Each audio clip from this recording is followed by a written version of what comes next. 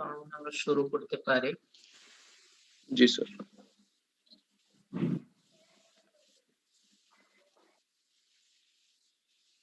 আমাদের ১ম এক্সপেরিমেন্ট যে ভিডিওটা দেওয়া ছিল সেটা হচ্ছে যে familiarization of different equipment involved with electrical circuits lab. That means electrical circuit ল্যাবে আমরা যে ধরনের ইকুইপমেন্ট গুলো ইউজ করে থাকি তার সাথে পরিচিত হওয়া। এটা ছিল ১ নাম্বার এক্সপেরিমেন্ট। এটা আসলে তেমন কিছু না। আমরা যখন ফেস টু ফেস ক্লাস হইতো আমরা ১ম ক্লাসে স্টুডেন্টদেরকে এটা দেখাইতাম। যে এই ল্যাবে কি যন্ত্রপাতি আমরা ইউজ করব। যেহেতু এই ল্যাবটা যারা করে দ্যাট মিনস ট্রিপলি যারা করে ওরাও এই ল্যাবটা দিয়েই ১ম ইলেকট্রিক্যাল এর ল্যাব করে থাকে। আবার যারা নন ডিপার্টমেন্টাল এই কোর্সটা করে তাদের জন্য তো ইলেকট্রিক্যাল এর জিনিসগুলো নতুন। সো তাদেরকেও এই জিনিসগুলো দেখাইতে হয়। আমাদের কি ইকুইপমেন্ট এই ল্যাবে দরকার হয় বা কি আমরা ইউজ করে থাকি। তো মেইন যে ৪ টা জিনিস আমাদের জানা লাগবে যে ইকুইপমেন্ট গুলো সম্পর্কে সেগুলো হচ্ছে breadboard, DC power supply, trainer board, multimeter. এই ৪ টা জিনিস খুবই ইম্পোর্টেন্ট এবং এই ৪ টা জিনিসই সবথেকে বেশি ইউজ হয়। এগুলো ছাড়া আর কি ডিসি ল্যাব করা সম্ভব না। ভিডিওতেও অনেক ক্লিয়ারলি বলা হয়েছে যে কোনগুলো কি কাজ করে, কোনগুলো কিভাবে অপারেট করে এগুলো কিছু বলা হয়েছে ভিডিওতে। আমি আবার আরেকটু ব্রিফ করে দিচ্ছি। এরপর যদি কারো কোনো কোয়েশ্চেন থাকে আমাকে কোয়েশ্চেন করবেন। কোয়েশ্চেন এমনিতেই আসলে আপনাদের লিখে রাখার কথা ছিল। আমি বলছিলাম যে আপনার ভিডিওগুলো দেখে কোয়েশ্চেন গুলো টুকে রাখবেন। কি বুঝতে পারেন না বলবেন। পরে ওইটা আমরা আলোচনা করব। সো আমার ধারণা যে হয়তো অনেকের একটু বুঝতে সমস্যা হতে পারে। এজন্য আমি যেটা ভিডিওতে যেগুলো বলা হয়েছে ওইটার একটু রিভিউ করে দিচ্ছি আপনাকে। বুঝতে পারছেন? সো জি স্যার। আপনারা যেটা করবেন যে কোয়েশ্চেন থাকলে এখনো টুকে রাখবেন। আমি কোয়েশ্চেন করার জন্য সময় দিব। তখন কোয়েশ্চেন করবেন। অথবা যদি মনে হয় যে মাঝে কোয়েশ্চেনটা করা দরকার, মাঝেও করতে পারেন। আচ্ছা, তো আমরা যেটা ছবিতে যে জিনিসটা দেখতে পাচ্ছি এটাকে বলা হচ্ছে ব্রেডবোর্ড। এই ব্রেডবোর্ডের উপরে আমরা সার্কিট গুলো কনস্ট্রাক্ট করি। ঠিক আছে? তো মানে কোন একটা সার্কিট যখন কনস্ট্রাক্ট করা হয় এই ব্রেডবোর্ডের উপর আমরা সাধারণত কনস্ট্রাক্ট করে দেখি। এখানে কয়েক ধরনের লাইন আছে দেখেন। একটা লাইন হচ্ছে উপরে ছোট কয়েকটা, এই যে এখানে ছোট কয়েকটা, আবার এখানে অনেকগুলা, এখানে অনেকগুলা। তো এটা কি মিন করে? এটা মিন করে হচ্ছে এই যে এইখানে যে লাইনগুলো আছে এরা হচ্ছে উপরে নিচে শর্ট। যেমন এইখানে ফিগারে দেখতে পাচ্ছেন। উপরে নিচে শর্ট। এই লাইনের ৫ টা এরা ভিতরের দিয়ে শর্ট করা আছে। সো দ্যাট মিনস এই পয়েন্টও যা মিন করে এই পয়েন্টও তাই মিন করে। দ্যাট মিনস এই ৫ টা পয়েন্ট আসলে একই পয়েন্ট। আবার পাশের লাইনের ৫ টা পয়েন্ট হচ্ছে একই পয়েন্ট। সিমিলার এই অংশেও একই রকম। আবার উপরের অংশ এবং নিচের অংশ এইগুলো আবার একটু আলাদা। এইগুলো পাশে শর্ট। দেখেন পাশাপাশি ৫ টা শর্ট। এর সাথে আবার নিচের কানেকশন নাই। আবার এই ৫ টা শর্ট, এই ৫ টা শর্ট। এইভাবে করে আপনাদের এই বোর্ডটা তৈরি করা হয়েছে। নরমালি আমরা যখন সার্কিট কনস্ট্রাক্ট করি, সার্কিটে যে এলিমেন্ট গুলো বসাই, আমরা এই যে বি আর সি এই দুই অংশে বসাই। সার্কিটের এলিমেন্টস গুলো যেমন রেজিস্টর, ক্যাপাসিটর এগুলো আমরা বা কোনো আইসি যদি থাকে, পিজেটি, মসফেট, অপ অ্যাম্প এই ধরনের কোনো আইসি থাকলে সেগুলো আমরা এই বি এবং সি পার্টে বসাই। আর এ এবং ডি পার্ট আমরা ইউজ করি হচ্ছে গ্রাউন্ড করার জন্য এবং সোর্সের জন্য।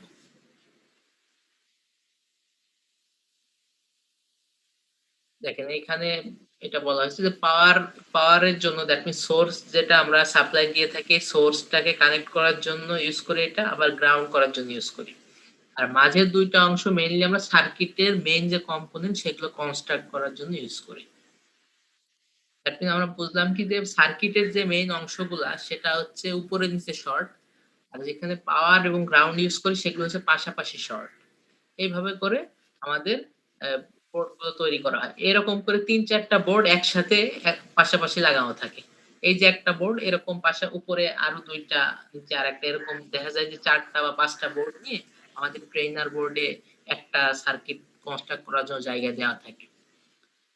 বেশ ভালোই জায়গা দেওয়া থাকে, অনেক বড় সার্কিটও ওখানে কনস্ট্রাক্ট করা যায়।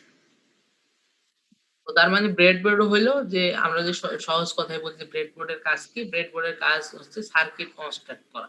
মানে আমরা ব্রেডবোর্ডের উপরে সার্কিট কনস্ট্রাক্ট করে থাকি। এর ইন্টারনাল এবং এক্সটার্নাল কনস্ট্রাকশন গুলো এমনভাবে করা থাকে যে সেখানে আমরা বিভিন্ন টাইপের সার্কিট কনস্ট্রাক্ট করতে পারি এবং আ কিভাবে এর কনস্ট্রাক্ট কনস্ট্রাকশন গুলো করা হইছে এটা তো আপনারা ফিগার থেকে বুঝতে পারতেছেন। এরপর আরেকটা যে জিনিস খুবই ইম্পোর্টেন্ট আমরা ইউজ করে থাকি সেটা হচ্ছে ডিসি পাওয়ার সাপ্লাই।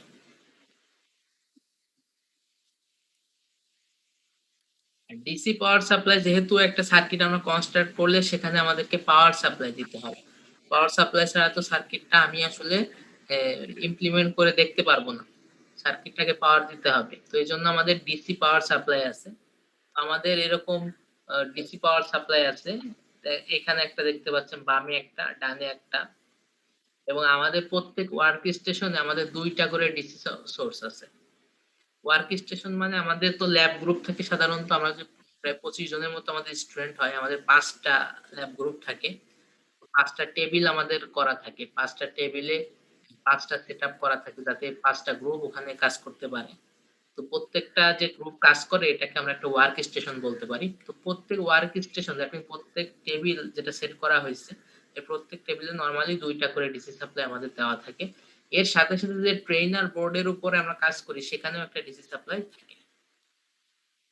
তো নরমালি আমরা ট্রেইনার বোর্ডের ডিসি সাপ্লাই খুব কমই ইউজ করে থাকি। আমরা যে আমাদের আলাদা যে ডিসি সাপ্লাই ইউজ করা হয়েছে যেমন এই ২ টা ফিগারে যা দেখতে পাচ্ছেন, এইগুলোই আমরা বেশি ইউজ করে থাকি। তো একটা দেখেন যে বাম পাশের যে ডিসি সাপ্লাই এইটা যে রেটিং এটা যে লেখা এটা কিন্তু উঠে হচ্ছে ডিজিটাল। আর বাম পাশেরটা হচ্ছে কাঠা দিয়ে উঠে যাচ্ছে। এটাকে আমরা এনালগ বলতে পারি। এই আরকি।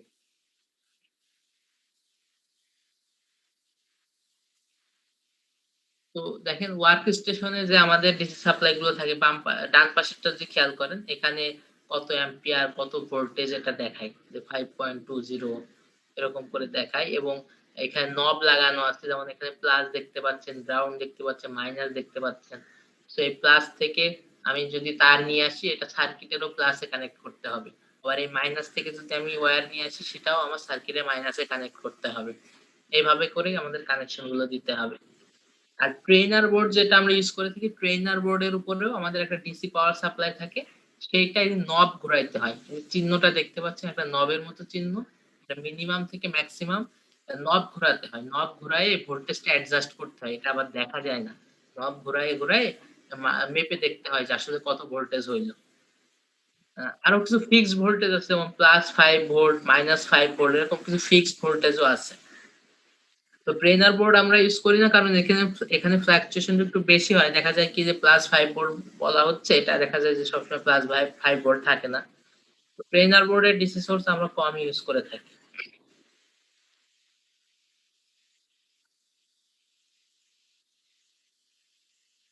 এটা একই কথাবার্তা যেটা আমি বললাম।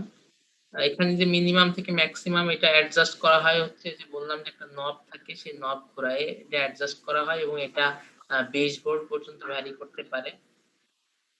আর আরেকটা থাকে হচ্ছে +5 ভোল্ট এবং -5 ভোল্ট। এগুলো আমাদের মাঝে, মাঝে দরকার হতে পারে। অপশন আছে আমাদের যখন অনেক সোর্স এর দরকার হতে পারে অনেক সময় আ মানে ট্রেনার বোর্ড দিয়ে অনেক সময় আমরা কাজ চালাই। বাট নরমালি আমরা দেখা যায় যে এক্সটার্নাল যে ডিসি সোর্স আমাদের দেওয়া আছে ওইটাই আমরা ইউজ করি।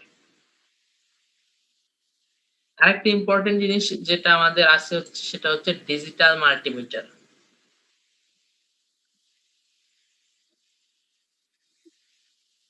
ডিজিটাল মাল্টিমিটার এটা দিয়ে অনেক কিছু মেজার করা যায়। যেমন ভোল্টেজ, কারেন্ট তারপরে রেজিস্ট্যান্স এই ৩ টা যে মেইন কোয়ান্টিটি আমাদের, এই ৩ টাই মেজার করা পসিবল মাল্টিমিটার দিয়ে।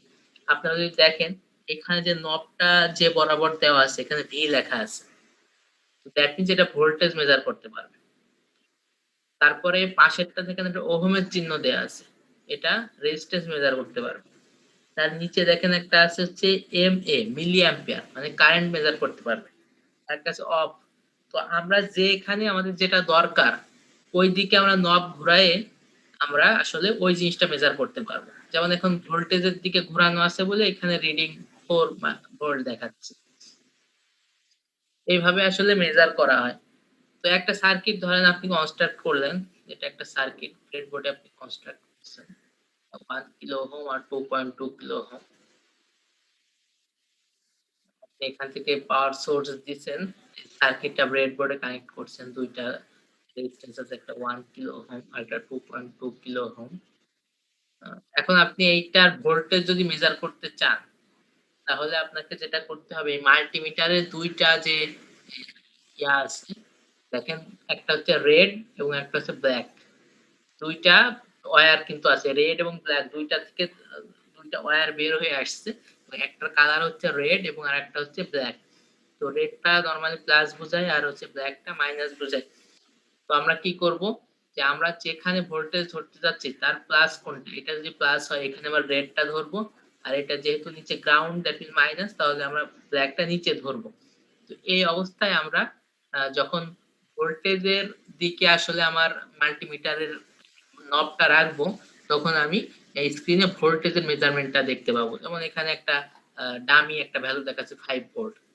এখানে একটা প্লাসটা উপরে ধরছে, মাইনাসটা দেখেন নিচে ধরছে। রেড ওয়্যারটা প্লাস বোঝাচ্ছে সেটা উপরে ধরছে। আর ব্লাক ওয়্যারটা মাইনাস নিচে ধরছে। কারণ কি? মাইনাসটা আসলে গ্রাউন্ড যেহেতু নিচে গ্রাউন্ড, সো এই গ্রাউন্ডটা মাইনাসের সাথে ধরছে। তো এইভাবে করে আমি মাল্টিমিটার দিয়ে ভোল্টেজ মেজার করতে পারবো। সিমিলারলি আমি যদি কারেন্ট মেজার করতে চাই, তখন আমার যেটা করতে হবে কারেন্ট মেজার করার জন্য আমরা জানি যে কারেন্ট সিরিজে সেম থাকে। একটা সিরিজ সার্কিটে কারেন্ট সেম থাকে। তো আমরা যখন উপরে দেখেন আমরা যখন ভোল্টেজ মেজার করছিলাম তখন আমরা ভোল্টেজটা ধরছিলাম কিন্তু প্যারালালে। এই এই যে রেজিস্ট্যান্স এর প্যারালালে কিন্তু আমি ভোল্টেজটা নিচ্ছিলাম। ২ টা পয়েন্ট লাগায় আমি কিন্তু এর প্যারালালে আমার মাল্টিমিটারটা কানেক্ট করছিলাম। তো যেহেতু কারেন্ট সিরিজে সেম থাকে তো কারেন্টকে তো আমি এ মাল্টি যদি প্যারালালে বসাই তাহলে কারেন্ট তো আমি সেম পাচ্ছি না। আমার যে মেজার যে কারেন্ট দরকার ওই কারেন্টটা তো আমি পাচ্ছি না। সো আমার কি করতে হবে? আমাকে সিরিজে কানেক্ট করতে হবে। সিরিজে কানেক্ট করতে হলে আমাদেরকে যেটা করতে হয় যে কোনো একটা সার্কিটকে সিরিজে আমি আ মিটারকে কানেক্ট করতে চাই, সেই অংশটুকু কেটে ফেলতে হয়। সাপোজ আমি এর সিরিজে 1 কিলো ওহমের সাথে সিরিজে একটা মাল্টিমিটার বসাবো। এইজন্য এইখানে আমাকে একটা ব্রেক করতে হবে সার্কিটটা। সার্কিটটা কেটে ফেলতে হবে। দেখেন ২ টা ওয়্যার কেটে ফেলছে, মাঝখান থেকে কেটে ফেলছে। কেটে ফেলে একটা অংশে প্লাস লাগাবো আর একটা অংশে মাইনাস লাগাবো। তাহলে কি হবে? এই কারেন্টটা এই মাল্টিমিটারের ভিতর দিয়ে ফ্লো করবে না? মাল্টিমিটারটা এই সার্কিটটাকে কমপ্লিট করবে। কারণ ফাঁকা হয়ে গেছিল। আমি যেহেতু কেটে ফেলছি,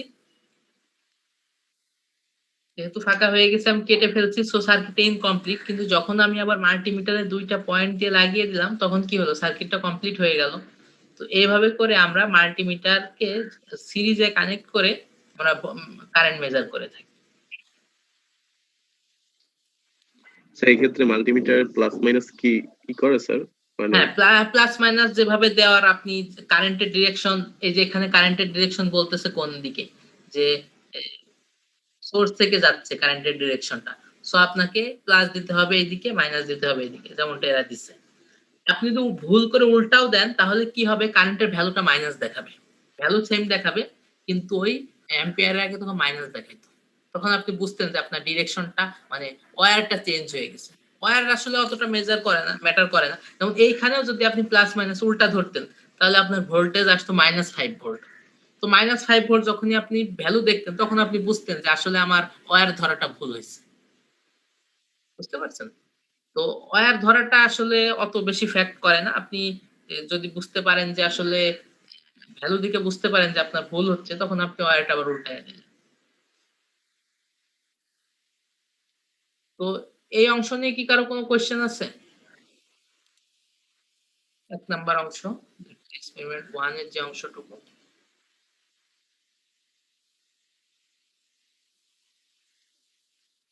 স্যার আমরা ব্রেডবোর্ডে যখন রেজিস্টরের রেজিস্ট্যান্সটা মাপি তখন তো ওটার ২ টা পয়েন্টে মাপি।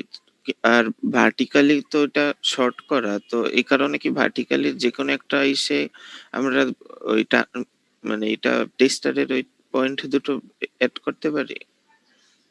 ভার্টিক্যালি যদি আপনি রেজিস্ট্যান্স বসান তাহলে কি হবে? ধরেন আপনি এই অবস্থায় রেজিস্ট্যান্স বসাইতে যাচ্ছেন ২ টা পয়েন্টে। মানে আরেকটার সাথে আর কি বসাবো কিন্তু ওই যে হ্যাঁ, আ হ্যাঁ, পাশাপাশি তো বসাতে পারবেন। ধরেন একটা রেজিস্ট্যান্সের এক মাথা এখানে ঢুকাইছেন, আরেক মাথা এখানে ঢুকাইছেন। মানে পুরো রেজিস্ট্যান্সটা হচ্ছে এরকম, একটা ঠ্যাং এখানে ঢুকাইছেন, আরেকটা আ ঠ্যাং এখানে ঢুকাইছেন। এখন এই পয়েন্টে আপনি মাল্টিমিটারে এক পয়েন্ট ধরছেন, এখানে মাল্টিমিটারে এক পয়েন্ট ধরছেন। তো আপনাকে একটা রেজিস্ট্যান্সের ভ্যালু দেখাবে। তাই না? কিন্তু যদি আপনি এইখানে একটা দিতেন রেজিস্ট্যান্স আর এইখানে আরেকটা মাথা দিতেন রেজিস্ট্যান্স, তাহলে কি এরা এই পয়েন্ট দুটো তো ইন্টারনালি শর্ট হয়ে আছে ভিতরে। তো এইখানে যখন আপনি মাল্টিমিটার ধরতেন ওহম মোডে নিয়ে যে সে 0 দেখাইতো। কারণ কি এরা ভিতরে তো শর্ট। এজন্যই কোন রেজিস্ট্যান্স এর ভ্যালু আপনি পাইতেন না।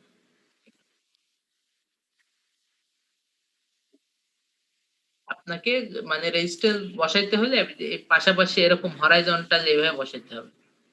এরকম পয়েন্টে বসাইতে হবে। যে পয়েন্টগুলো শর্ট হয়ে আছে ওই শর্ট পয়েন্ট দুটাতে যদি আপনি বসান তাহলে তো আপনার কোনো ভ্যালু দেখাবে না। কারণ ওটা তো ভিতরে শর্ট হয়ে আছে। শর্ট হয়ে যাওয়া মানে কি ওখানে কোনো আমি রেজিস্ট্যান্স একটু নাই। ডিসকানেক্ট হয়ে গেছিলাম। আচ্ছা, ডিসকানেক্ট হয়ে গেছিল।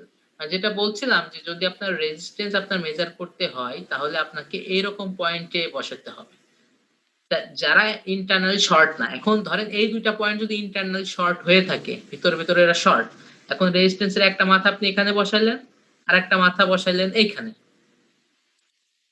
এবং এখানে আপনি মাল্টিমিটার দিয়ে মেজার করতেছেন এই দুই পয়েন্টের মাঝে, তাহলে আপনি কি দেখতে পাবেন? মাল্টিমিটার দেখবে যে এইখানে আসলে এরা শর্ট, এই আমি রেজিস্ট্যান্সটা সে এইটার মেজার কথা করতেছে। আর কি বলি নাই। মানে আমি বুঝছিলাম যে এই দুইটা প্যারালালি রেজিস্ট্যান্সটা কানেক্ট থাকবে, কিন্তু আমরা যে পজিটিভ নেগেটিভ যে প্রান্তগুলো থাকে ওগুলো আহ আচ্ছা, রেজিস্ট রেজিস্ট্যান্সে নরমালি রেজিস্ট্যান্স কোনো সার্কিটে যদি বসানো না থাকে রেজিস্ট্যান্সের নিজের কোনো প্লাস মাইনাস নেই। রেজিস্ট্যান্সের নিজের কোনো প্লাস মাইনাস নেই। কোনো একটা সার্কিটে যখন বসানো হয় ভোল্টেজ সোর্স থাকে তখন কোনো একটা সাপেক্ষে আমরা প্লাস মাইনাস বলি। কিন্তু একটা নরমাল রেজিস্টর তার কোনো প্লাস বা মাইনাস নেই। এখন এই রেজিস্টরের যে কোনো এক প্রান্তে আপনি রেড ধরতে পারেন, যে কোনো একটা প্রান্তে আপনি ব্ল্যাক ধরতে পারেন। তাতে আপনাকে একটা রেজিস্ট্যান্সের ভ্যালু দেখাবে। কিন্তু মানে যে রেড এর ভার্টিকালে যদি কোনো একটা বসাই তখন আর কি দেখাবে না? না, তখন তো দেখাবে না। কারণ আপনাকে তো এইটার প্যারালালে নিতে হবে। সো রেড এর পয়েন্টে আপনি যদি এইখানে একটা পয়েন্ট থাকে এইটা এই বরাবর আপনাকে একটা মাল্টিমিটারের পয়েন্ট ধরতে হবে। আবার এর একটা ভার্টিক্যাল পয়েন্ট যেটা ইন্টারনাল শর্ট এখানে আরেকটা পয়েন্ট ধরতে হবে। এখানে একটা রেড ধরলেন, ধরেন এখানে একটা ব্ল্যাক ধরলেন। কিন্তু পাশের এই পয়েন্টে যদি আপনি ব্ল্যাক ধরেন তাহলে তো হবে না, কারণ পাশের এই পয়েন্ট আর এই পয়েন্ট তো সেম না। জি স্যার।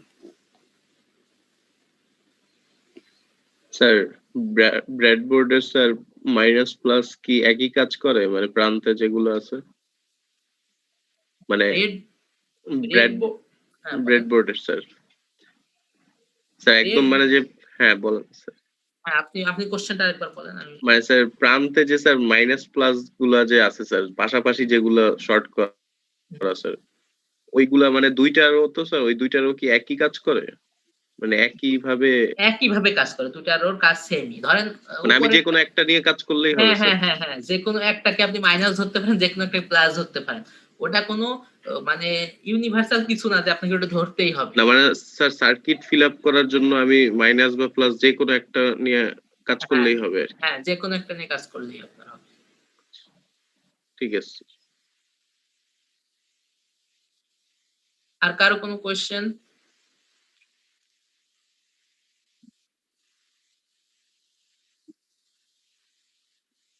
আচ্ছা, তাহলে আমরা পরের অংশে যাই। পরের অংশটা হচ্ছে আমাদের ভিডিও। কি দেখছিলেন আপনারা? জি ভিডিও স্যার। দেখ জি ভিডিও স্যার। দেখ ভিডিওগুলো দেখছেন? ভিডিওগুলো না দেখলে, যেহেতু ভিডিওগুলোতে আমরা এক্সপেরিমেন্টটা করে দিচ্ছি ল্যাবের, এটা দরকার আর কি। ফিলিংস, ল্যাবের একটা ফিলিংস আনার জন্য আর কি। যে ল্যাবে ক্লাস করতেছেন, তার একটা ফিলিংস আনার জন্য এটা দরকার।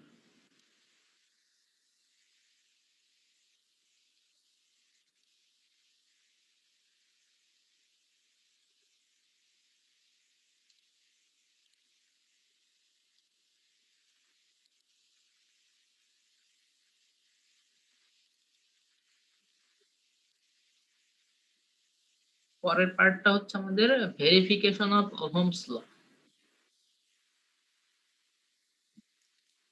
ইলেকট্রিক্যাল সার্কিটের বেসিক্স শুরু হয় হচ্ছে ওহমস ল থেকে। একদম বেসিক যে থিওরেম, যে বেসিক যে ল আমরা ইলেকট্রিক্যাল সার্কিটের জন্য ইউজ করি সেটা হচ্ছে ওহমস ল। এই ওহম সাহেব যে ফর্মুলা দিয়ে গেছেন ওই ফর্মুলা দিয়েই আমরা সার্কিটের অনেক কিছু সলভ করতে পারি এবং অনেক অ্যানালাইসিস এটা দিয়েই করা হয়। তো ওহমস ল আমাদেরকে কি বলতেছে? কারো কি মনে আছে? ওহমস ল একটু আমাদেরকে বলতে পারবেন? আমি যদি ২-১ জনকে randomly জিজ্ঞাসা করি, রোল নাম্বার 89, আপনি কি আমাদের বলতে পারবেন যে ওহমস ল বলতে আপনি কি বোঝেন? নিজের ভাষায়, খুব বেশি বইয়ের ভাষায় না, আপনি আপনি কি বুঝেন আরকি?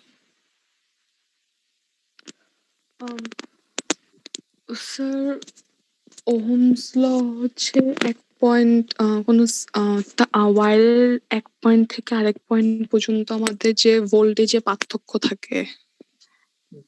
সেটা হচ্ছে যে কারেন্টটা থ্রো হয় সেটার সাথে সমানুপাতিক। এখন আপনি বলতেছেন যে কোন একটা ওয়্যারে বা কোন একটা কন্ডাক্টরে ২ টা পয়েন্টের যে ভোল্টেজ, সেই ভোল্টেজটা কারেন্টের সমানুপাতিক। জি স্যার, ভোল্টেজের পার্থক্যটা। ভোল্টেজের পার্থক্য তার মানে বিভব পার্থক্য বা নরমালি ভোল্টেজও বলা যায়। যে ভোল্টেজটা আসলে কারেন্টের সমানুপাতিক। আচ্ছা, এইখানে দেখেন আপনার কথা অনুযায়ী হচ্ছে ভোল্টেজ কারেন্টের সমানুপাতিক। এখানে একটা মানে ছোট্ট ক্যাচ আছে। ক্যাচটা হচ্ছে আপনার কথা ঠিক এবং আপনি দেখবেন কিছু, কিছু বইয়ে এভাবেই লিখছে। কিন্তু ক্যাচটা হচ্ছে যে আসলে আমরা এপ্লাই করি হচ্ছে ভোল্টেজ এবং পাই হচ্ছে কারেন্ট। ভোল্টেজকে আমরা এপ্লাই করি।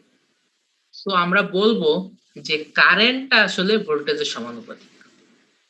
Okay sir. কথা কিন্তু সেম। ম্যাথমেটিশিয়ানের কাছে যদি বলেন যে ভি সমানুপাতিক আই আর আই সমানুপাতিক ভি এর ভিতর কি কোনো পার্থক্য আছে? কোনো পার্থক্য নেই আসলে ম্যাথমেটিক্স এর ভাষায়। কিন্তু আসলে আমাদের যদি আমরা খুব বেশি কি বলবো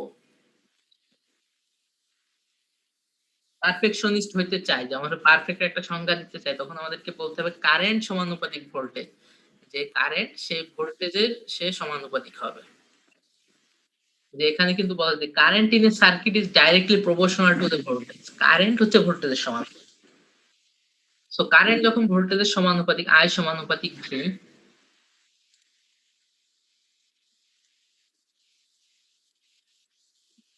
আমরা পেলাম যে I সমানুপাতিক V। এটাকে আমরা এইভাবে বলি I is equal to GV। G একটা সমানুপাতিক ধ্রুবক। এটাকে আমরা এইভাবে লিখি, G কে আবার এভাবে লিখি 1/R into V। তো এখান থেকে আমরা পাই হচ্ছে V is equal to IR। আর এই ইকুয়েশন থেকে আমরা এভাবে বলতে পারি I সমানুপাতিক V আর হচ্ছে I সমানুপাতিক 1/R।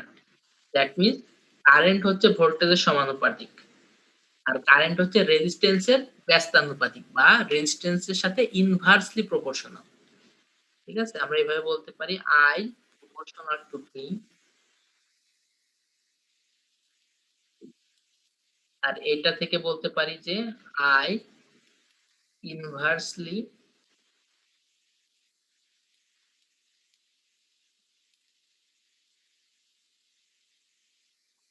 যে লিখি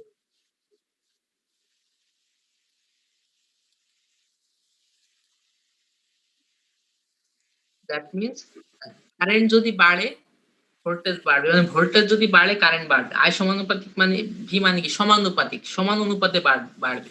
ভোল্টেজ যদি দ্বিগুণ হয় কারেন্টও দ্বিগুণ হবে। আবার I সমানুপাতিক 1/R এর মানে কি ভোল্টেজ রেজিস্ট্যান্স যত কমবে, রেজিস্ট্যান্স কমলে কি হবে কারেন্ট বাড়তে থাকবে। একটার সাথে একটা ব্যস্ত অনুপাতিক সম্পর্ক, মানে উল্টা অনুপাতে এদের পরিবর্তন হবে। তো এইভাবে করে মানে এই বেসিক ইকুয়েশন আমাদের মাথায় রাখতে হবে। I is equal to E by R অথবা V is equal to IR, যেভাবে আপনি লেখেন না কেন। তো আমরা জানি কি যে কারেন্টের একক হচ্ছে আমাদের অ্যাম্পিয়ার এককে আমরা প্রকাশ করে থাকি কারেন্টকে, ভোল্টেজকে ভোল্ট, সিম্পলি এটাকে A বা V এভাবে লিখি। আর রেজিস্ট্যান্সকে আমরা প্রকাশ করে থাকি ওহম এককে, এর চিহ্নটা হচ্ছে ওহম। গ্রিক লেটার ওহম দিয়ে আমরা এটা প্রকাশ করি। ওমেগা, গ্রিক লেটার ওমেগা দিয়ে আসলে আমরা ওহমটা প্রকাশ করি।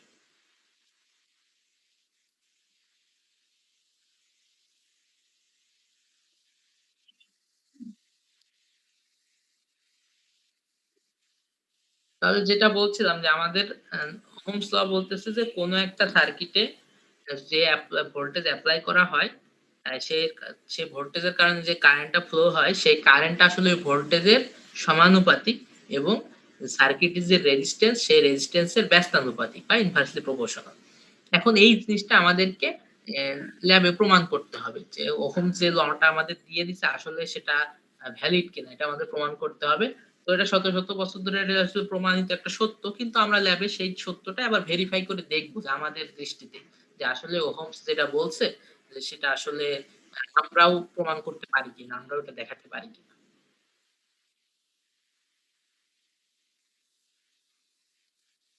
তো আমি যেটা বললাম যে V is equal to I R বা I is equal to V by R, দুই ভাবেই আপনি আসলে ইকুয়েশনটা লিখতে পারেন।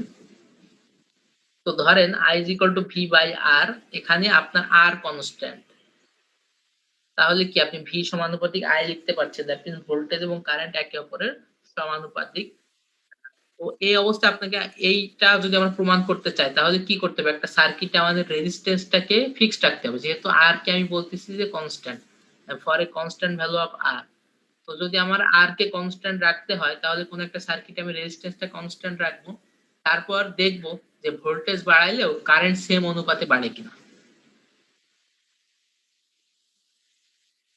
তাই না? প্রমাণটা তো এরকমই হওয়ার কথা, যেহেতু V is equal to I R এবং আমি বলতেছি আরটা হচ্ছে কনস্ট্যান্ট।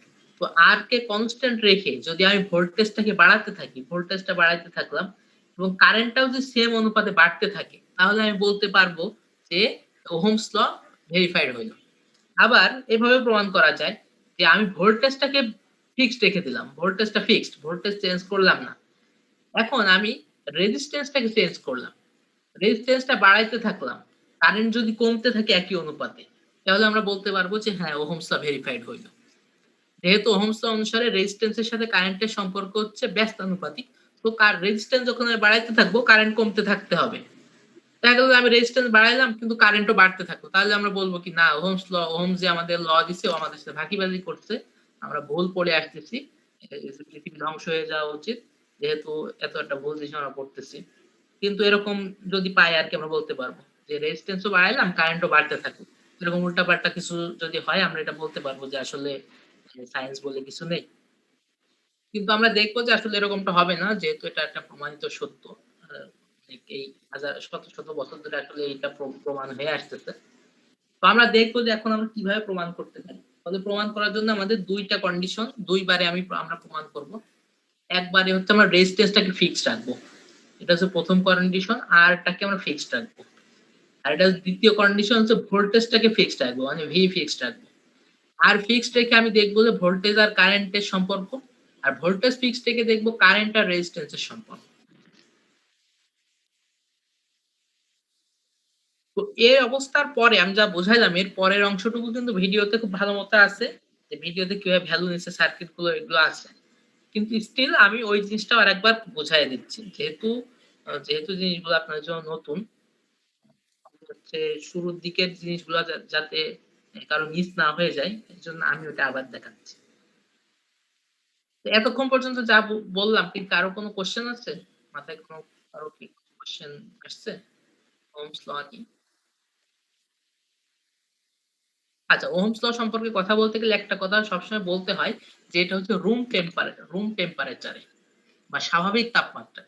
মানে আমি যে কথাটা বলতেছি কারেন্ট এবং ভোল্টেজ একে অপরের সাথে ডিরেক্টলি প্রপোর্শনাল থাকবে বা কারেন্ট রেজিস্ট্যান্সের সাথে ব্যস্তানুপাতে থাকবে, এটা হচ্ছে রুম টেম্পারেচার বা স্বাভাবিক তাপমাত্রা।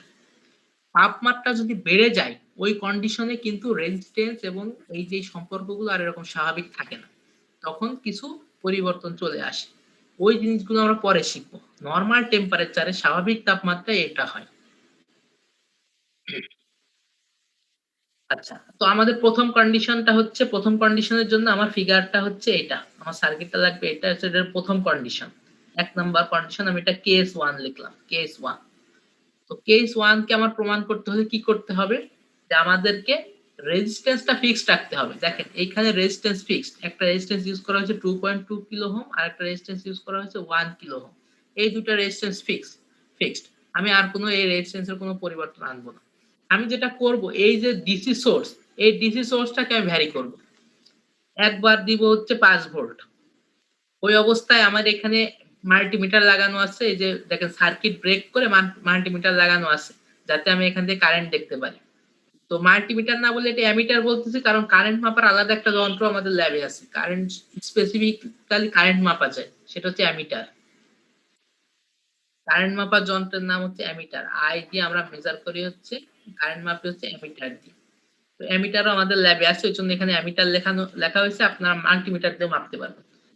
তো এরকম করে আমি অ্যামিটারটা লাগাবো। তো ধরেন আমি ভোল্টেজ দিছি 5 ভোল্ট, অ্যামিটার থেকে 5 ভোল্টের জন্য একটা কারেন্ট পাবো না? একটা কারেন্ট পাবো। আবার ধরেন ভোল্টেজ দিলাম 10 ভোল্ট, এখানে আরেকটা কারেন্ট পাবো। ভোল্টেজ দিলাম 15 ভোল্ট, এখানে আরেকটা কারেন্ট পাবো। ভোল্টেজ দিলাম 20 ভোল্ট, এখানে আরেকটা কারেন্ট পাবো। ভোল্টেজ দিলাম 25 ভোল্ট, এখানে আরেকটা কারেন্ট পাবো। এইভাবে 5টা বা 6টার বা যত রকম ভেরিয়েশন আমি নিতে চাই, তো এরকম যত ভোল্টেজ দিব তত প্রত্যেক ভোল্টেজের জন্য আমি একটা করে কারেন্ট পাবো, কারণ ভোল্টেজের কারণে কারেন্টটা পরিবর্তন হবে এবং ভোল্টেজ এবং কারেন্টের রিডিংটা আমরা নিব। তো এই রিডিংটা আপনারা ইউজ করবেন আমাদের যে ল্যাবে যে রিডিংটা নিয়ে দেখানো হয়েছে ভিডিওতে, ওই রিডিংটা আপনারা ইউজ করবেন এবং এই চার্টটা ওই ভিডিও থেকে আপনারা দিতে পারবেন যে 5 ভোল্টের জন্য কত কারেন্ট পাইলাম, 10 ভোল্টের জন্য কত কারেন্ট পাইলাম, 15 এর জন্য কত, 20 এর জন্য কত, 25 এর জন্য কত। তাহলে আমি ভোল্টেজ আর কারেন্ট পেয়ে গেলাম এবং এই অবস্থায় আমার কি আছে, রেজিস্ট্যান্সটা ফিক্সড অবস্থায় আছে, রেজিস্ট্যান্স তো পরিবর্তন করি নাই আমি শুধু ভোল্টেজ পরিবর্তন করছি। তো এই অবস্থায় আরেকটা জিনিস ইয়া করতে হবে যে আমি তো ধরেন কারেন্ট ভোল্টেজ মেজার করলাম, ল্যাবে মেজার করলাম অ্যামিটার দিয়ে, আমি তো থিওরিটিক্যালিও মেজার করতে পারতাম না? এই যে জি এটা স্যার। তো হ্যাঁ স্যার, থিওরিটিক্যালি পারতাম। কিভাবে পারতাম, ধরেন এই সার্কিটে আমার রেজিস্ট্যান্স হচ্ছে 1 কিলো ওহম আর 2.2 কিলো ওহম, আর ভোল্টেজ হচ্ছে ধরেন 5, 10, 15 যাই হোক, তাহলে কারেন্ট ইজ ইকুয়াল টু কি পাইতাম, I is equal to V by R 1 কে প্লাস আর, দ্যাট মিন্স এই দুইটা রেজিস্ট্যান্স, এটার নাম দিয়েছে আর 1 কে আর এটা আর। তো প্রত্যেকবার ভি এর ভ্যালু আমি চেঞ্জ করতাম আর প্রত্যেকবার এই ইকুয়েশন থেকে আমি কারেন্টের ভ্যালু পেতাম না, যেহেতু আর 1 আর আর দুটো তো আমি জানি, আর ভি আমি বারবার চেঞ্জ করতেছি ওইটাও আমি জানি। ধরেন ভি এর ভ্যালু যদি 5 ভোল্ট হয় আর আর 1 কে হচ্ছে 1 কে আর এটা হচ্ছে 2.2 কে, তাহলে এখান থেকে আমি একটা কারেন্ট পাইলাম I1 5 ভোল্টের জন্য। আবার 10 ভোল্টের জন্য কত হবে, 10 ডিভাইডেড বাই 1 কে প্লাস 2.2 কে। এরকম করে I3 কত হবে, 15 ডিভাইডেড বাই 1 কে প্লাস 2.2 কে। এইরকম করে আমি যে ভ্যালুটা আমার এক্সপেরিমেন্ট থেকে পাচ্ছি, ওই সেম ভ্যালু কিন্তু আমি সূত্র দিয়েও ব্যবহার করে পাচ্ছি। দেখেন এই যে ক্যালকুলেট, এই যে এই ফর্মুলা দিয়েও কিন্তু আমি পাচ্ছি। তো দেখা যাবে যে এই ভ্যালুটা ধরেন আমি একটা ডামি ভ্যালু ইউজ করি, যে এই ভ্যালুটা ধরেন 1.5 মিলি অ্যাম্পিয়ার হইলে দেখা যাবে যে এই ভ্যালুটাও 1.52 মিলি অ্যাম্পিয়ার হচ্ছে বা 1.48 মিলি অ্যাম্পিয়ার হচ্ছে, কাছাকাছি হবে, কখনোই সেম হওয়ার কথা না, সাধারণত সেম হয় না, কারণ আমাদের যে ভ্যালু আমরা নিয়ে থাকি এই ডিভাইসগুলো দিয়ে, এটা তো একদম 100% অ্যাকুরেট হয় না, এখানে কিছু ওই প্লাস মাইনাস 2% এর মতো আসলে এরর হইতে পারে, 2 বা 3% মতো এরর হইতে পারে। আর আমরা যে রেজিস্ট্যান্স গুলো বলতেছি, ধরেন এই যে রেজিস্ট্যান্স গুলো আমরা নিচ্ছি এখানে 1K বা 2.2K বলতেছি, এই রেজিস্ট্যান্স গুলো আসলে এরকম হয় না। ওই ল্যাবে দেখবেন যে ল্যাবের ওই শীট গুলাতে স্যার এটাও মেজার করে দেখাইছে, যেটা আমরা বলতেছি 1K, ওটা দেখা যায় 1K মানে কি 1000 ওহম, 1K মানে 1000 ওহম, তো এটা দেখা যাবে যে 998 ওহম আসতেছে, পুরো এক কে আসতেছে না, পুরো 1000 ওহম আসতেছে না। যেটা বলতেছে 2.2K, ওটা দেখা যাচ্ছে 2.18K আসতেছে। দ্যাট মিন্স এই যে মেজারে আমাদের কিছু পরিবর্তন হয়, এই জিনিসগুলো আপনারা ল্যাবের ডিসকাশনে তুলে ধরতে পারেন। ল্যাবের যে ডিসকাশন পার্ট আছে, এই জায়গা তো আপনারা মাঝে বুঝতে পারেন না যে ডিসকাশন পার্টে কি লিখবো, ডিসকাশন পার্টে এই কথাগুলো তুলে ধরতে পারেন যে আমরা সার্কিট থেকে অ্যামিটার দিয়ে মেজার করে পাইছিলাম এত অ্যাম্পিয়ার, কিন্তু ক্যালকুলেট করে দেখছিলাম যে এত অ্যাম্পিয়ার। সো এখানে কিছু এরর থাকে। এই এররটার কারণ কি হতে পারে, এটা আপনি আপনার একটা ব্যাখ্যা দিতে পারেন। এররটার কারণ থাকতে পারে যে আমরা যে ডিভাইসগুলো ইউজ করে থাকি, এই ডিভাইসগুলো 100% পারফেক্ট না। এই ডিভাইসগুলো নিজের কিছু এরর আছে, নিজের কিছু ইন্টারনাল রেজিস্ট্যান্সের কারণে এর কিছু এরর আছে, সে নিজেও কিছু ভোল্টেজ ড্রপ করে থাকে। এসব কারণে আসলে আমরা কখনোই ওই ফুল ভ্যালুটা পাই না। আবার একটা কাজ হয় যে ভোল্টেজ ফ্লাকচুয়েট করে। আচ্ছা, কয়েকটা কারণ আমি বলে দিই কেন এরও মানে রেজাল্ট ঠিক মতো আসে না। একটা হচ্ছে ডিভাইসের যে প্রবলেম, আমরা যে ডিভাইসগুলো ইউজ করি সেই ডিভাইসের প্রবলেম আছে। আরেকটা হচ্ছে ভোল্টেজ ফ্লাকচুয়েট করে আমাদের, ভোল্টেজ ফ্লাকচুয়েট করে এটা। তারপরে আমাদের রিডিং নিতেও কিছু এরর হয়। যেমন আমরা যদি অ্যানালগ দিয়ে রিডিং নেই, অনেক সময় আমাদের চোখে দেখতে ভুল হয়। যেমন আমি এইটাতে যদি আপনাদের একটু নিয়ে যাই, এই দেখেন আপনি এই যে বামের ছবিটা খেয়াল করেন, এইখানে ধরেন এই যে কাটা দিয়ে আপনি ভোল্টেজটা মেজার করতেছেন। তো এখন এখানে কি আপনি এক্স্যাক্টলি পয়েন্টের ভ্যালুটা নিতে পারবেন? কোনটা 2.25, কোনটা 2, কেউ কারো কাছে মনে হবে এটা 2.25, কারো কাছে মনে হবে এটা 2.28, কারো কাছে এটা 2.3 মনে হবে। এরকম মনে হবে না? যেহেতু কাটা দিয়ে দেখতেছেন, আপনি এক্সাক্ট ভ্যালুটা কি বলতে পারবেন? না স্যার। এক্সাক্ট ভ্যালুটা কিন্তু বলতে পারবেন না। সো এইখানেও কিন্তু একটা রিডিং নিতে গিয়ে কিন্তু আপনার একটা এরর হতে পারে। আর যেটা বললাম ডিভাইসের কারণে একটা এরর হতে পারে, আমাদের ডিভাইসগুলো 100% পারফেক্ট না। সো এখানে ক্যালকুলেশনের রেজাল্ট আর মেজার রেজাল্ট সেম হবে না। আরেকটা ব্যাপার হচ্ছে আমরা যে ভোল্টেজ সোর্সটা ইউজ করতেছি, যে আমাদের সাপ্লাইটা ইউজ করতেছি, যেটা আসলে আমাদের পিডিবি থেকে আসতেছে বা পিসিবি থেকে আসতেছে, আমাদের যে ইউটিলিটিটা আমরা ইউজ করতেছি ডেস্কো থেকে আসতেছে, এই যে ইউটিলিটিটা আমরা ইউজ করতেছি, এই ইউটিলিটি নিজেরই তো ভোল্টেজ সোর্স ফ্ল্যাকচুয়েট করে। আমরা জানি এটা হচ্ছে 220 ভোল্ট আসার কথা, কিন্তু এটা দেখা যায় কি এটা ফ্ল্যাকচুয়েট করে 210 থেকে শুরু করে 240 পর্যন্ত ভ্যারি করে। তাহলে ওখানে ভ্যারি করতেছে, ওই ভ্যারি করার কারণে আমাদের সোর্সের ভোল্টেজও সামান্য পরিমাণ ভ্যারি করে। যদি আপনারা একটু ভিডিওটা খেয়াল করে দেখে থাকেন তাহলে দেখবেন যে টিচার যখন ওই ভ্যালুগুলো ধরতেছিল, কমে পয়েন্টের পরে ওঠানামা করতেছিল। পয়েন্টের পরে দেখা যাবে যে 888 হচ্ছে, একবার 89 হচ্ছে, 87 হচ্ছে, 876 হচ্ছে, এরকম করে উঠানামা করতেছে।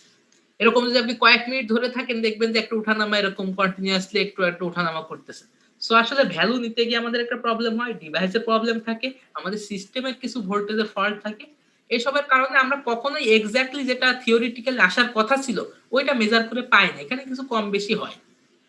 এই জিনিসটা আপনারা ডিসকাশনে তুলে ধরতে পারেন, অথবা যে জানা থাকলো সবার, জানলেন ব্যাপারটা।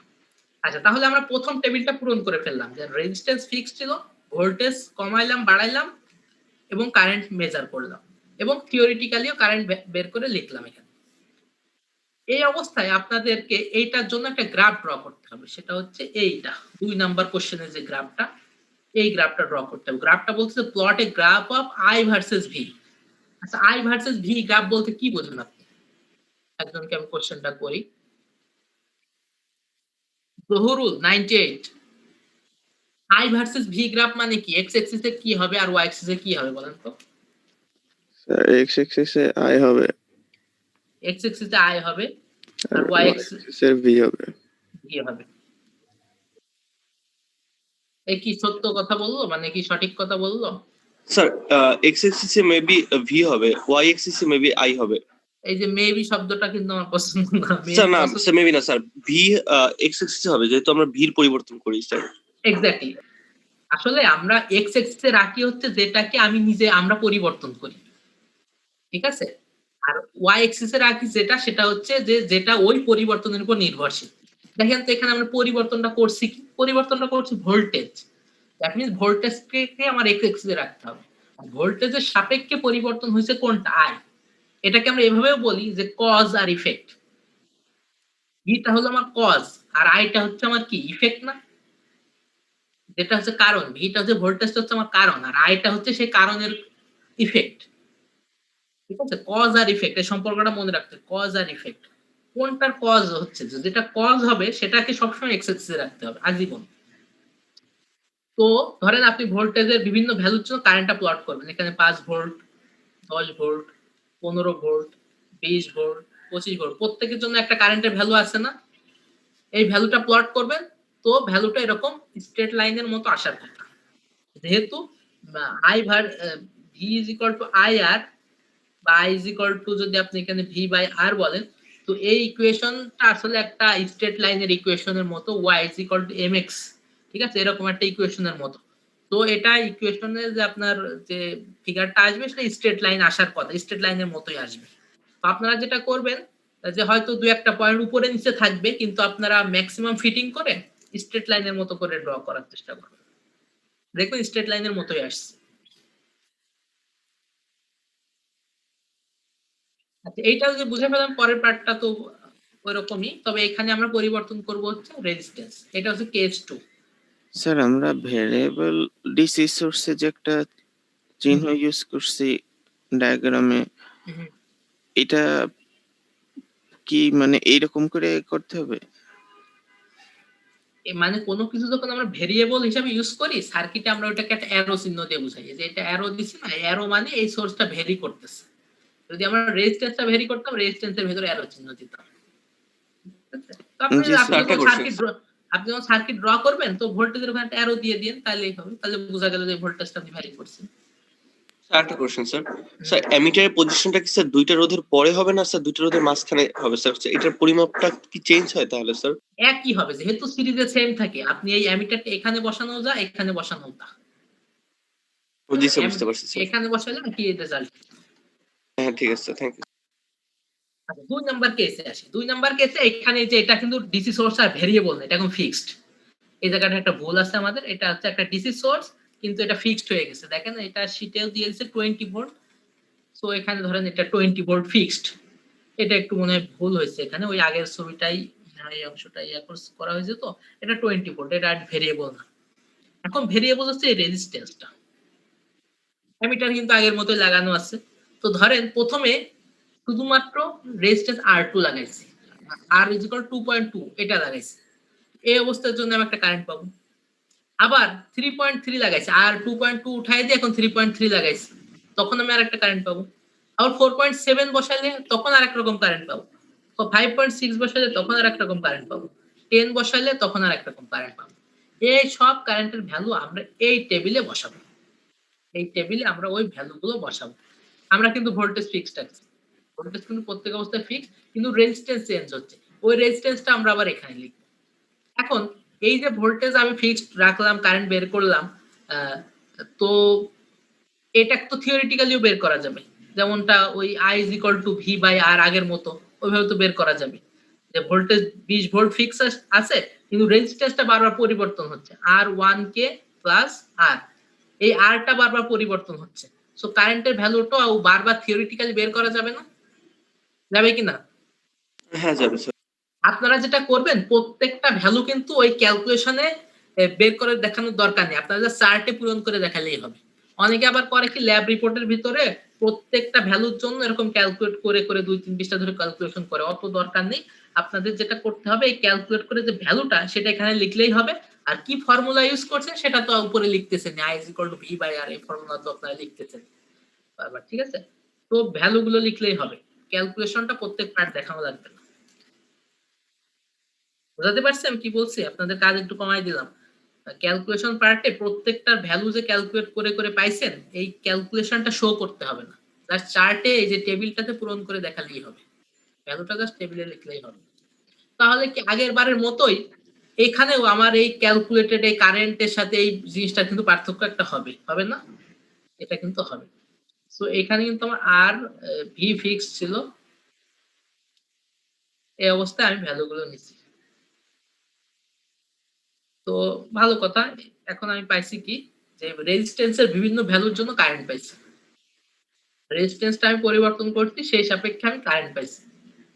তাহলে আমি এই এই গ্রাফটা ড্র করব, এই গ্রাফেও আমার এক্স এক্সিসে থাকবে হচ্ছে রেজিস্ট্যান্স, কারণ রেজিস্ট্যান্সটাকে আমি পরিবর্তন করছি, রেজিস্ট্যান্সটা আমার কজ, সেই কজের জন্য আইটা হচ্ছে আমার ইফেক্ট, রেজিস্ট্যান্সটা হচ্ছে আমার কজ। তাহলে রেজিস্ট্যান্সটা থাকবে আমার এক্স এক্সিসে, তো রেজিস্ট্যান্সের বিভিন্ন ভ্যালুর জন্য আমরা এটা পূরণ করে এখানে এক্স এক্সিসে রেজিস্ট্যান্সের ভ্যালুগুলো নিব, ওয়াই এক্সিসে কারেন্টের ভ্যালুগুলো প্লট করব, দেখব কিরকম আসে, এই আর কি। এবং প্রত্যেক ক্ষেত্রে বলা হচ্ছে comment on the graph briefly, comment করতে বলতেছে আপনাকে, আপনি কমেন্ট করবেন এই গ্রাফ থেকে যে আসলে ঠিক হইলো কিনা। আপনাকে বলতে হবে যে জিনিসটা ওহমস ল কে ভেরিফাই করলো কিনা। এই জিনিসগুলো নিয়ে আপনাকে একটু কমেন্ট করতে হবে এখানে। স্যার আমরা গ্রাফ তো নরমাল পেজেই আঁকবো না? গ্রাফ পেপার যদি ইউজ করেন এক পেজে ২ টা গ্রাফ আঁকতে পারবেন। গ্রাফ পেপার ইউজ করলে ভালো হয় আমার মনে হয়। গ্রাফ পেপার ইউজ করলে আপনার ইয়াগুলো ইজি হবে। পয়েন্টগুলো সুন্দর আসবে। গ্রাফ পেপার ইউজ করেন।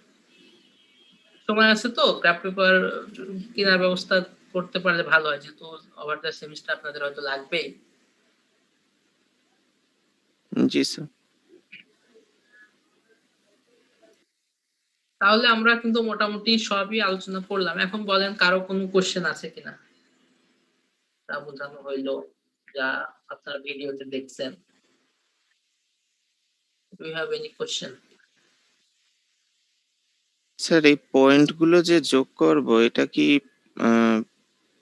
স্ট্রেট লাইনেই করে দিব নাকি হালকা একটু? ধরেন এরকম যদি হয় একটা পয়েন্ট এখানে আসছে, একটা এখানে আসছে, একটা এখানে আসছে, একটা এখানে আসছে। তো বেস ৩ টা নিয়ে দেখা যাচ্ছে আপনার স্ট্রেট লাইন হচ্ছে। তো আপনি এভাবে স্ট্রেট লাইন করবেন। তো গ্রাফ আঁকার একটা নিয়ম হচ্ছে আপনার বেস ফিটিং কার্ভ করতে হয় আরকি। ঠিক আছে? বেস্ট যেভাবে ফিট হয়। ২ একটা পয়েন্ট যদি উপরে নিচে চলে যায়, ধরেন একটা পয়েন্ট এখানে আছে, ওইটা চিন্তা আপনার করা লাগবে না। যেটাকে আপনার বেস্ট ফিট মনে হচ্ছে, ওইগুলা দিয়ে যদি আপনার একটা স্ট্রেট লাইন হয়, স্ট্রেট লাইন যেহেতু হবে আমরা জানি, সো স্ট্রেট লাইন এর মতো করে ড্র করবেন। ২ একটা পয়েন্ট উপরে নিচে যদি একটু আধটু যায়ও, ওইটা ওইভাবে রেখে দেয়া যাবে। বুঝছেন? স্ট্রেট লাইন ড্র করবেন।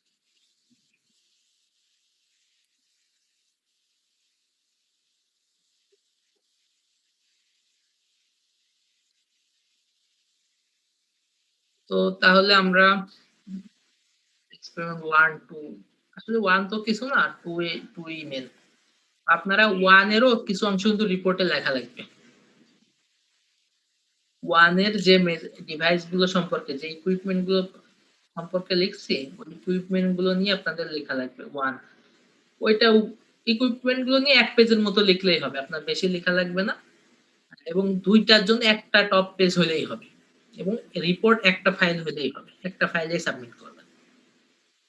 এক্সপেরিমেন্ট 1 এবং 2 এর একটাই ল্যাব রিপোর্ট হবে। মানে স্যার একটা পিডিএফ এ করব। হ্যাঁ, একটা পিডিএফই হবে, একটাই টপ পেজ হবে। এবং শুধু হ্যাঁ 1 এর জন্য শুধুমাত্র 1 এ যে ইকুইপমেন্ট গুলো ইউজ হয়েছে ওই ইকুইপমেন্ট গুলোর শর্ট বর্ণনা থাকবে। স্যার আমাদের কি এই রিপোর্টটা জমা দিতে হবে যখন ভার্সিটি খুলবে? ভার্সিটি খুললে এই রিপোর্ট নিয়ে আসলে এই রিপোর্ট গুলো মনে হয় না এরকম এই রিপোর্ট গুলোর এত দরকার হবে। তারপরে আপনারা সংরক্ষণ করেন আপনাদের কাছে। আর স্যার কভার পেজ কি দিতে হবে? কভার পেজ কভার পেজ তো একটা লাগে আসলে সৌন্দর্যের জন্য। যদি আমার মনে হয় দেয়াটাই বেটার হবে। আর এপিটোপিট ইউজ করতে পারবেন। বুঝছেন? একটা পেজের এপিটোপিট ইউজ করতে পারবেন। আপনারা অনেকে দেখা যায় কি আসলে এখানে তো আপনি যেহেতু জমা দিচ্ছেন সফট কপি, তো এপিটোপিট না লেখার তো কোনো কারণ নাই। এপিটোপিট লিখুন, সমস্যা নেই। স্যার আমি তো উইদাউট কভার সাবমিট করে ফেলেছি। প্রবলেম নাই। এটা কোনো প্রবলেম নাই। কভার সহ দিলে স্যার একটু ভালো হয় আরকি। তাহলে আমি স্যার আবার আনসাবমিট করে কভার দিব? না, ওটার দরকার নেই। Okay sir, It's thank okay. You. আচ্ছা আপনাদের অ্যাটেন্ডেন্স নেওয়া হয়নি এখনো? স্যার কভার বলতে কি ওই যে ইনফরমেশনের ওইটাই তো না? হ্যাঁ, ইনফরমেশন এর page.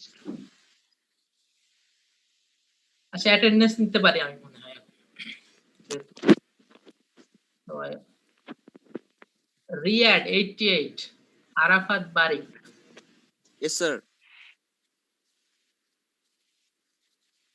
90, Riyad 90, Sakib Al Hasan Mobil, Riyad 90 absent. 52, Hasan Rafsanjani 52, Hasan Rafsanjani absent. Abrar Nawar Alfi, Yes, sir. Regular 89, present sir. 90, sir আমি স্যার 52 আমি হাসান হাসান মাইক একটু প্রবলেম ছিল। হাসান রাফসান জানি। ওকে, আপনাকে প্রেজেন্ট দিলাম। 90, রোল নাম্বার 90, রেগুলার। এর নাম এখানে দেওয়া নেই, কেউ নাম জানেন? স্যার রোল নাম্বার 90 তো নেই। নেই, চলে গেছে। রেগুলার 90 নাই স্যার। ওকে, তাহলে ওর নাম্বার আমরা ডিলিট করে দিলাম। হ্যাঁ, 91, প্রেজেন্ট স্যার। 92, হাবিবুন নবী, 92, অ্যাবসেন্ট। স্যার আছে মেবি স্যার। স্যার ওর মাইক হ্যাঁ, কাজ আছে, করতেছে স্যার। না স্যার, মাইক ও কাজ প্রেজেন্ট আছে। আচ্ছা, যাদের মাইক কাজ করতেছে না তারা চ্যাটে বলেন, যাতে অন্যরা অন্তত আমাদেরকে মনে করাই দিতে পারে। চ্যাটে লিখে দেন তাদের মাইকটা সমস্যা হচ্ছে। 93, Fardin Zaman, 94, Sumaiya, present sir. 95, Tanzilur Rahman, yes sir. 96, Ishrat Hasin, 96, Ishrat Hasin. আচ্ছা, 96 প্রেজেন্ট। ওকে, চ্যাটে লিখছে। 97, ওকে নাই? 97, না স্যার 97 নাই স্যার। তো ডিলিট করে দিলাম। হ্যাঁ, জি sir. 98, yes sir.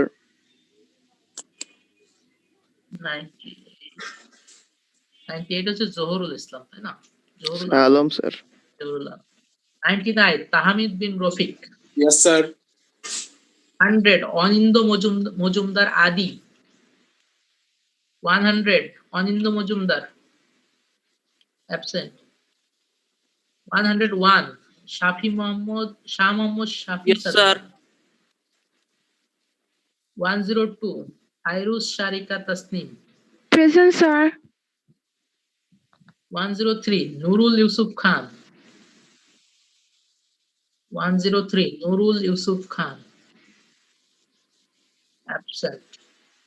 104, Tasnim Monowar Rafi. Yes sir.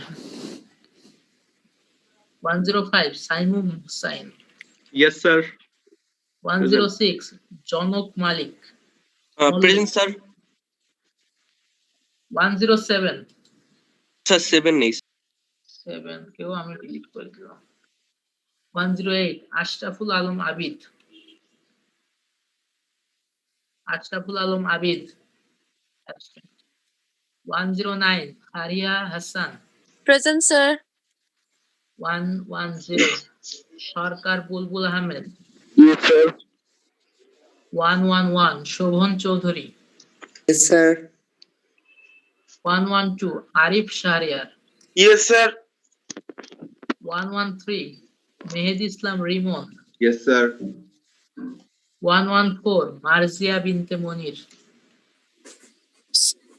Hello, sir. I'm 103, sir. I'm present. Yes sir. আপনি কে? 103, নুরুল ইউসুফ খান। এখন আসলেন নাকি ঘুম থেকে?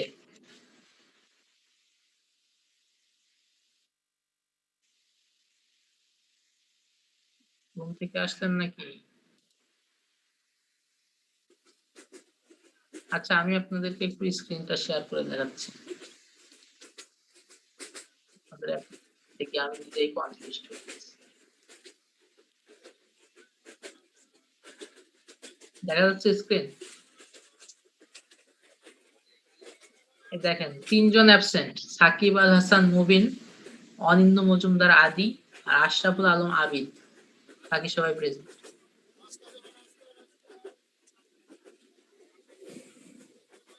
ওকে,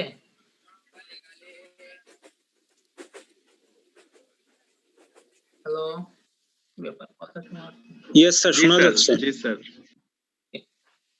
তো তাহলে সুন্দর মতো ল্যাব রিপোর্ট দিয়ে দিন। আর নেক্সট ল্যাব রিপোর্টের টাইম কিন্তু আমি এই শনিবার পর্যন্ত দিব, রবিবার দিব না। ঠিক আছে,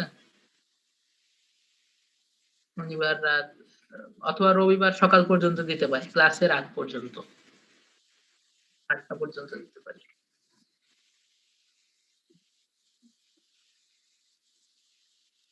এমনিতে আপনাদের বলেন কেমন চলতেছে অনলাইনে ক্লাস করতে কেমন লাগতেছে আপনাদের?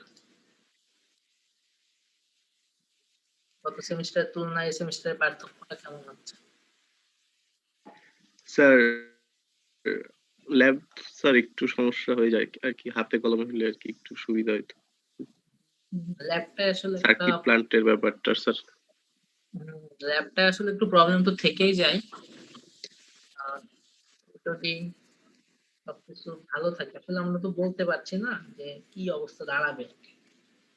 গভর্নমেন্ট তো খোলার সাহস নিতে পারতেছে না, বা আসলে গভর্নমেন্ট যদি ভার্সিটি গুলোকে খোলার সফট সিগন্যাল দেয়ও, তারপরে ভার্সিটি গুলো আসলে খুলতে পারবে কিনা, এটাও তো একটা রিস্কের ব্যাপার। আপনারা দেখা যাবে যে আপনাদের ফ্যামিলি থেকেও এটা পছন্দ করবে, অভিভাবকরা পছন্দ করবে না যে ভার্সিটিতে যান। কি মনে হয় করবে? আমার তো মনে হয় না। স্যার রেস্ট্রিকশন এখন শুধু মানে শিক্ষা প্রতিষ্ঠানেই থেকে গেছে স্যার। অবশ্যই এটাও ঠিক যে সব জায়গায় তো আমরা বের হচ্ছি, সেই হিসাবে শিক্ষা প্রতিষ্ঠানেও তারপরেও ধরেন শিক্ষা প্রতিষ্ঠানে কিন্তু আমরা অনেক গাদাগাদি করে আসলে জি স্যার, ওইটা একটা আমাদের তো অত ফ্যাক্ট আর কি। আমাদের তো অত স্পেস নাই। সেক্ষেত্রে যেটা করতে হবে যে ওই ল্যাব ক্লাস গুলো চালাইতে হবে শুধু। ল্যাব ক্লাস গুলো চলবে এবং অত টাইম রাখা যাবে না, যেহেতু আগেই ভিডিও বা থিওরি গুলো তো আমরা কভার করে ফেলতেছি। জাস্ট প্র্যাকটিক্যাল ডেমনস্ট্রেশনটা হবে, এরকম করে টাইমটা খুব সুন্দর মতো শিডিউলিং করতে হবে। সেক্ষেত্রে দেখা যাবে যে সপ্তাহে 7 দিনই ক্লাস রাখা যেতে পারে। কোনো প্রত্যেক ডিপার্টমেন্ট দেখা যাবে 2 বা 1 দিন করে টাইম নিবে। দেখা যাবে আপনাদের 2 দিন ক্লাস থাকবে সপ্তাহে মাত্র। এরকম হবে ব্যাস ল্যাব গুলো করা। এরকম কোনো হাইব্রিড সিস্টেম করা যায় কিনা এটা হয়তো ভার্সিটি চিন্তা করবে। দেখা যাক, করা হচ্ছে না আরকি। জি স্যার, মানে স্লো মোশনে আর কি প্রোগ্রেস করা যেতে হ্যাঁ, পারে। অন্তত করা উচিত। না হলে তো একসময় এভাবে কতদিন। তো দেখা যাক, মানে ফর দ্য টাইম বিং আমরা আমাদের জন্য ধরেন চেষ্টা করে যাচ্ছি। আমি অনেক ভার্সিটির কথা জানি। তারা হচ্ছে অনলাইনে ল্যাব নেয়। তারা সেরকম আ ভিডিও নিজেরাও করেন, অনেক সময় YouTube এর ভিডিও দিয়ে দেয়। তারপর কিছু ডকুমেন্টস ধরায় দেয়। ভার্সিটিতে গিয়ে প্র্যাকটিক্যাল করার তো প্রশ্নই ওঠে না। এরকম খুব কম ভার্সিটি আছে যারা এগুলো করতেছে। মানে ভালো ভার্সিটি সম্পর্কে আমার জানা হইছে। তারা এগুলো করতেছে।